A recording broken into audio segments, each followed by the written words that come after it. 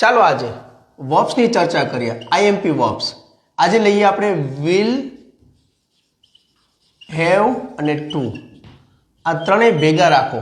Example તરીકે જુઓ, પોતાના માટે મેં આઈ લીધું, પછી હું મૂકી દઉં છું વિલ, હેવ, ટુ.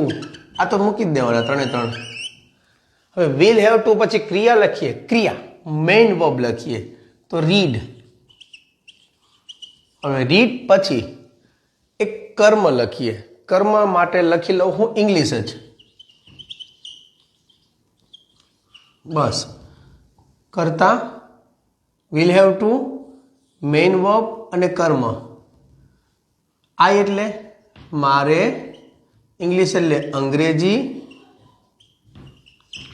ટુ સાથે આવે ને ક્રિયા એટલે થઈ જાય વાંચવું.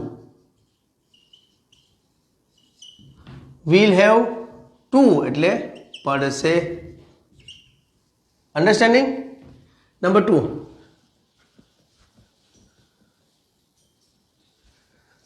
સી.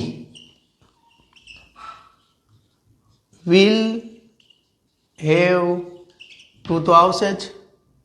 હવે લઈ લઈએ અર્ન. અર્ન એટલે કમાવું.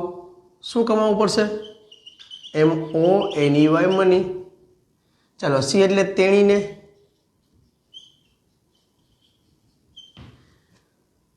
Earn money. મની એટલે રૂપિયા. ટુ અર્ન એટલે કમાવવા. વિલ, હેવ, ટુ એટલે પડશે. હવે તમે એક વિચારો, ગ્રામરના રૂલ્સ પાકા કરાય કે અંગ્રેજીના વાક્ય ડાયરેક્ટ બનાવાય? રિપ્લાય આપજો. Thank you. જય હિન્દ.